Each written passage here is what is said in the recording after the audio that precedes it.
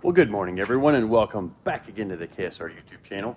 And I know some of you guys think these weather updates are just silly, and I mean, they are. That's kind of the point of them. But today, I just got to brag a little bit. I mean, just look at that sky. It is so blue, and I don't see a single cloud. It's an absolutely beautiful day here in Florida. And it's Thanksgiving weekend, so I hope you guys all had a great Thanksgiving with your friends and family. I know we did. Celebrated with some family and had a get together, a bunch of food, and it was a really good time. And I am especially thankful for you guys tuning in and watching the channel and supporting the channel and all the things that you guys do. You keep tuning in, you keep coming back, you keep watching our builds here at the shop, some of the racing that we do, and just all that good stuff. So especially thankful for you guys. So thank you very much for tuning in and watching along. And today, like you saw in the thumbnail, it's another video on LS George's Blazer. And in the last video, we got the frame back under the body, as you can clearly see here. But the plan of bolting the body directly, or bolting the frame directly to the body, may have changed a little bit. So let's get through the intro, get into what we're doing today, and then see if we can make some progress on this thing to get it back closer to being a roller again.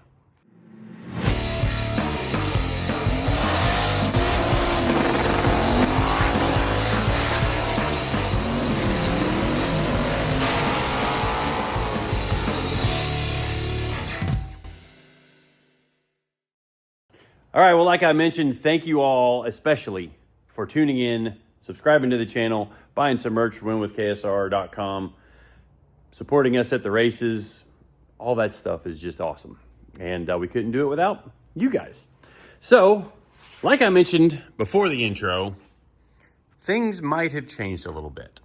So, between the filming of the last video and this video, I've been under the truck, I've been looking around, and there's a lot of spots that are going to need a lot of work to mate the body directly to the frame.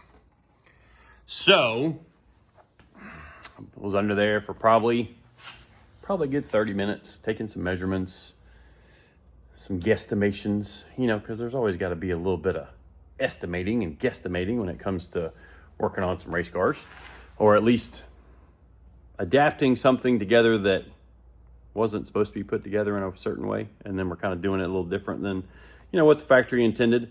But we want to tuck the body up as close as we can to, we want to tuck the frame up as close as we can to the body, because that's going to lower the overall height of the vehicle without compromising our ground clearance. So, you know, this thing was already low enough to bounce the frame off of the ground. And if we take out those very thick body mounts, they were like, you know, an inch and a half plus thick. Just lowering that body an inch and a quarter is going to go a long way to making this thing perform better at the track. The higher you get your center of gravity in a vehicle, the more the thing wants to wheelie. Now that can be good for traction initially. Like some of the no prep stuff, you guys maybe have seen them adding weights high out back behind the car. That's to help that leverage with getting the tire, getting more weight to the tire to get the tire hooked up. So anyways, I believe I've decided to do as much as we can without completely cutting the floor out of the truck, because I got under there and looked, and I can get the frame within about 1/4 of an inch of the original body mounts. Yeah, where the body mounts to, you know, where the bolts originally went through the body into, you know, through the frame, through the body mounts, up into the body. I think we can cut that down to about 1/4 of an inch. So that 1/4 of an inch difference, basically probably about 20 hours, maybe even 30 hours worth of work, because we would literally have to trim out the floor. Like there'd be a huge cut there out of the floor. There'd be a huge cut back here where the floor is going to be. I thought maybe I could bonk around on it and, you know, get the frame moved up or get the body moved up to give us some clearance to the frame. But the more I looked at it, the more the problem I saw that it was going to be. So what I'm going to do first is lift this body up, and we're going to trim out the spots that are contacting right now to get us down closer. So you can see here we got that's about a half an inch, maybe 5/8 of an inch. And trimming on some spots without completely removing the floor, it's going to get us down to about 1/4 of an inch. Is about what my guesstimate is. You know, kind of took some measurements, slid some shims in to measure how thick the shims were here and there to see just the best compromise of getting it done and also accomplishing the goal that we need to do, which is lowering the body as much as we can on the frame. So anyways, it's time for me to get to work.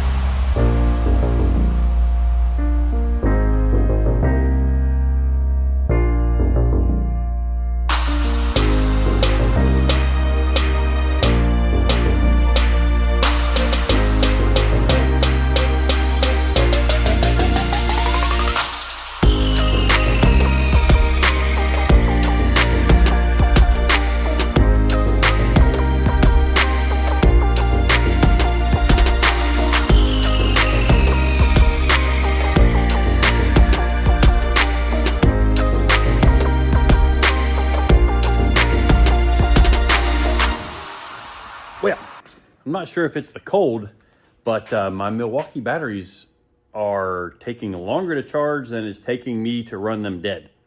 So I ran like all my big batteries dead, cutting and grinding and making a mess of things.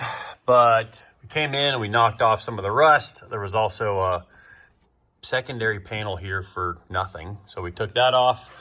I got this plate off over here, and the plan is going to be to cut some of this so that where the cross member is, like where the grinder's hanging right there, we're putting a tubular cross member in there for the shocks, and then we're also going to tie to the cage right there and then plate it back in. So we'll be cutting out the plates that were in here that the roll cage landed on. So not going to be using these body mounts here. And I'm going back and forth on the body mount thing, honestly. Like, I'm going to cut this here. Maybe coming up next in this video. I keep like chipping away at things and cutting and grinding, and just, I want to get it where it's on top of the frame. But, you know, if it's just another couple more hours of work, I'll probably go ahead and do it. But we did cut out the cross member. It was here. We temporarily welded that one in. This will be the next one to go. Cut that joker out of there. But you can see one of the things that I like to do is basically when I cut off the factory thing, I'm trying to make it look like there was never anything there, period. Like it's all smooth, and we're gonna do the same thing with these tabs down here. I gotta sweep the floor because there's a pile of grindings, and if I were to leave those in here, might come back and the floor all be rust colored because that's all, you know, steel dust. So we got the old transmission mount tabs off the front where they were, ground those off, finished cutting off the transmission cooler mount, and also cut it off the bottom of the body. I cut the front here because there was a little bit of rust damage right here, so we just cut that out. And I think I'm gonna cut this lip off right here and just make a new steel piece that'll we'll weld it here, and then we'll just wrap it up and weld it up to the fresh metal here. Cut off the bottom of the lip because it had a little bit of rust in it, and we're gonna retreat some of the underbody here with some OSFO so that it will neutralize the rust. And then, once we get the body mounted back to the frame, we'll paint it all. But one of the things that I'm excited about, and I actually didn't see that these were here until I came in for a break, but I drug them back here, and they came in, I guess, while I was gone on Tuesday. Oh, yeah, because we went to the track on Tuesday, and then on Wednesday I was only here in the morning because we had to go do Thanksgiving stuff. But now I'm back here on Friday, but we got some boxes from Funkhauser Race Cars. Check that out. They're doggone heavy too. 44 pounds of suspension goodness. And let's get the old camera set up here on the tripod and cut these things open. All right. So, one of these boxes is for Eddie, one's for the Blazer. I have a feeling this is for the Blazer, so we're going to open it first. Show you guys the new prototype Blazer parts, as well as what we're doing with the rest of the Blazer rear suspension. And yeah, I've seen some of you guys talking about put a 4-link kit in it and do that. No, we don't need to do that. Leaf springs are awesome. Leaf springs are simple.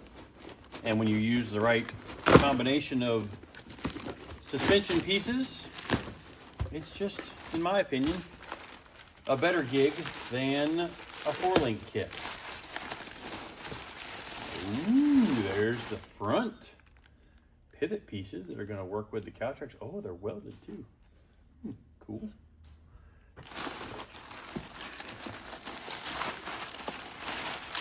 And there's the other side. Oh yeah, definitely. These are definitely Blazer parts. I picked the right box.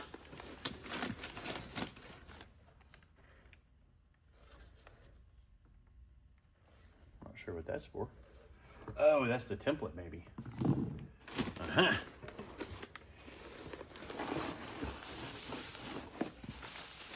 What's this? I don't know what that is.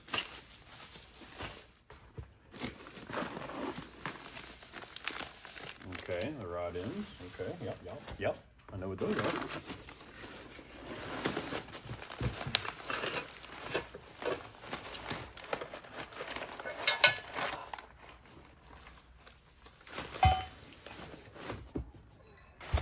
Boy, I tell you what, those jokers are heavy right there.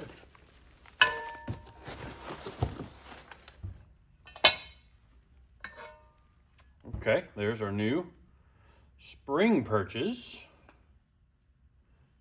for the rear end, where the rear end's going to sit in here. Sweet. There's nothing else in here, nothing there, nothing there. There's our slider rebuild kit that we needed. I'm not sure what these are for.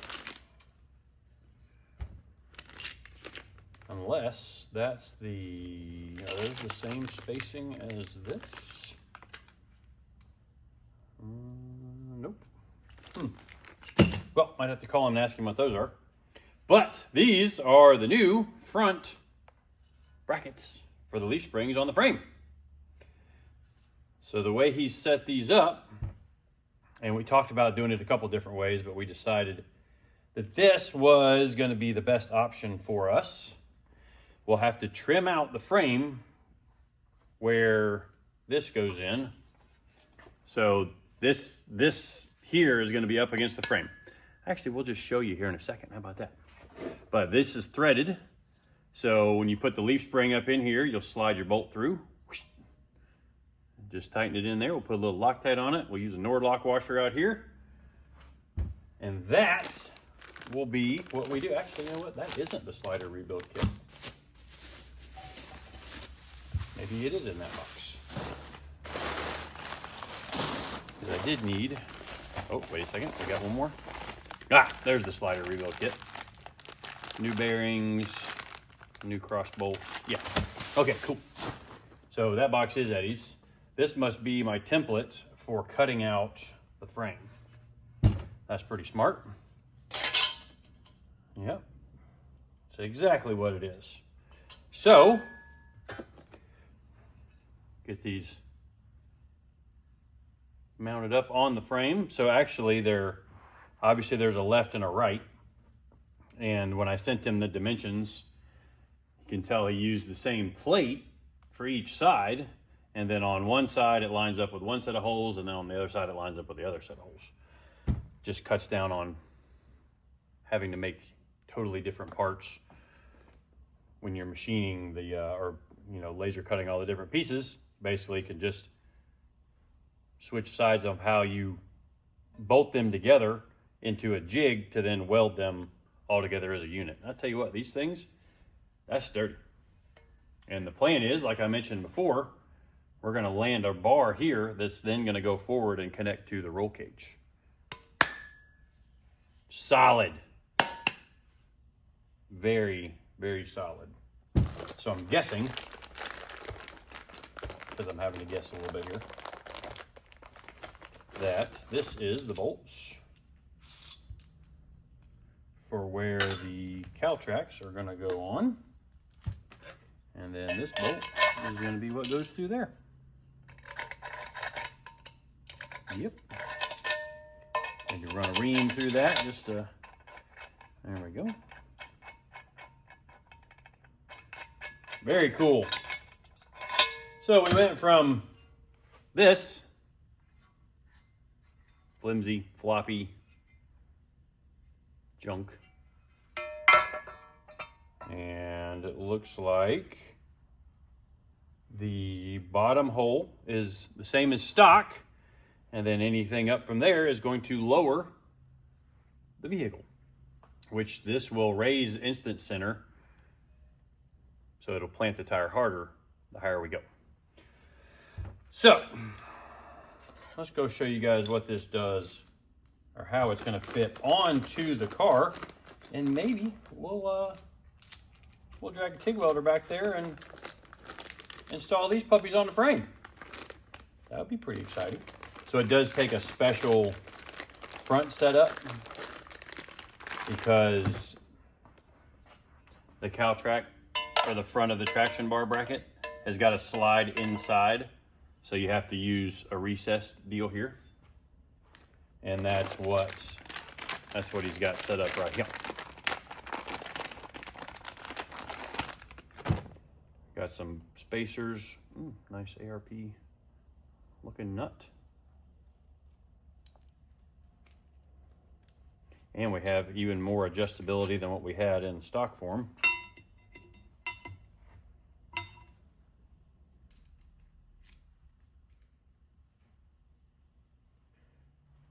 All right, let's show you how these things fit onto the frame.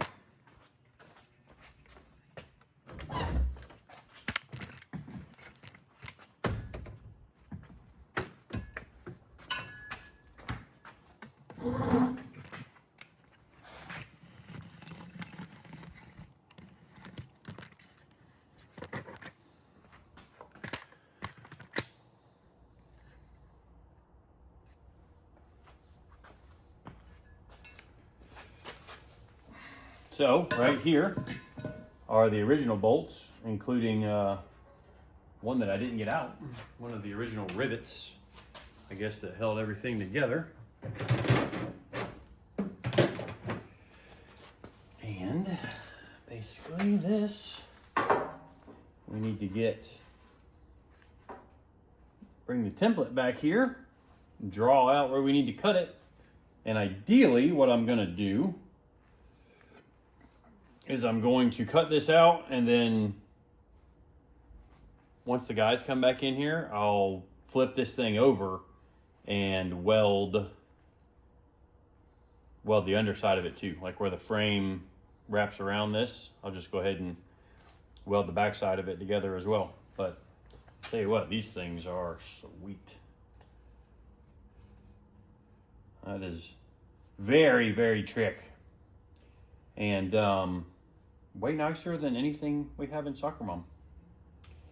Like, we have Funkhauser sliders in the back of Soccer Mom, but we don't have any kind of adjustability in the front. And thankfully, the car is low enough, and we've been able to make the suspension work really well in that thing, which we went testing Tuesday night with Soccer Mom and Reno's car, so you'll get to see that coming up in a video here pretty soon. Sweet. So I'm going to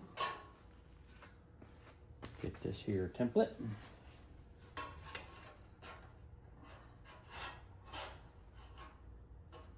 like I might need to draw that one other bolt on, or I can just knock that out. So I can see right exactly where we need to be, which is pretty close right there. I want it to be a tight enough fit though that I can still like weld around the inside of it once I cut it out. All right, time for me to suit back up and make some more noise, even though my hands are hating me already.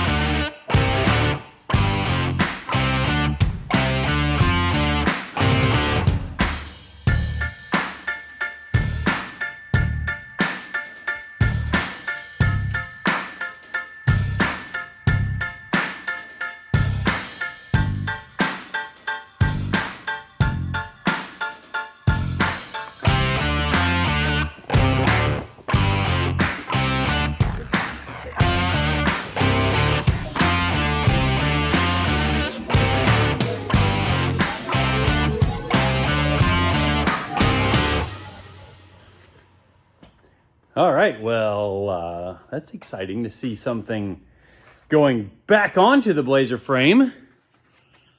Check that out. Now, who wouldn't want that for their leaf spring race car?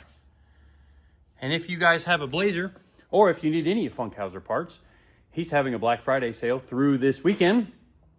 So go check him out. I believe it's funkhauserracecars.com. We'll put a link, or at least a thing down there in the bottom, or it should be right here on the screen. And I'll put a link in the description or something. But anyways, huge shout out to those guys to take something from my drawings to a completed part, literally, like we were talking about this like 10 days ago. Drew it up, he made it up, shipped it to me across the country, all the way from California, and it's here and welded onto the chassis already. Obviously, I got to do the other side, so I'll get that done probably before the next video, as well as flip this thing over, cut these. I think those are stock rear sway bar mounts. We'll cut those off, as well as there's something up under here. I don't know what that is, but we're going to cut it off. Some kind of brace or bracket or something. But I mocked up the leaf spring in there to check out and see how well it lined up with the rear spring perch. And it's literally like perfect. Like, could not be any more lined up, I don't think. So, well, let me show it actually to you on the video. So you can see it's just a little bit like where its natural 0 point is, because I'm wiggling from one side to the other of the play that's just in the front leaf spring bushing, and it literally goes from being from one side to just a little bit past of the stock bushing. But like I did say, we're knocking these out, and then I'm going to fabricate something that gives us adjustability to be able to space this plate, the leaf spring slider plate, down, so that we'll have ride height adjustability there, as well as, so we'll have 3 places we can tweak the ride height from. 2 that are easy, 1 that's a little more difficult. The more difficult one will be on the rear end housing itself, because we could play around with the shimming on that. But obviously we've got some ride height adjustment there. We've got some ride height adjustment on the slider, being able to move that up and down. And then, like I said, the third one at the housing itself. So what I've got to do next is, well, not really what I've got to do next, but before we weld the perches to the rear end housing, I want the weight and the drive, like the engine and transmission, the drive line in it, which I guess the rear end is part of the drive line. But what we'll do is we'll rotate the housing in the brackets with it all bolted together, weld it with our pinion angle where it needs to be without any kind of shims or anything like that. And then that will get us set up just right. And then it's going to be kind of a combination of getting the rear end housing back brace installed, because you can see she doesn't have a back brace. So we're going to do that. We'll do our shock mounts that we got from TRZ. And we're also going to be incorporating the anti-roll bar to a bracket underneath the rear end, so it doesn't have to come down through the floor. Anyways, I'm ready to go home. It's cold enough. My nose is hurting from, I guess, rubbing it from sniffling or whatever. Just because it's cold and dry here in Florida. Actually, we're kind of in a drought right now, which is not ideal. But hopefully, I think the forecast shows for a little bit of rain next week. So that's good. But anyways, happy to see some progress going back together on the Blazer. And in that, I don't remember what order of time lapses stuff I did here, but we're going to be test fitting the body to the frame again. I don't know if I'll do that in the next video or it'll be done by the next video. Kind of feels like some of the videos have been very similar, but I mean, you guys are still watching, so I mean, I guess I'll keep posting all the stuff that we're doing on this thing. And you know, it's good for content. So that's going to wrap it up. Like I said, for this video, thank you again for watching, subscribing, following along. Hope you guys had a great Thanksgiving. See you in the next one.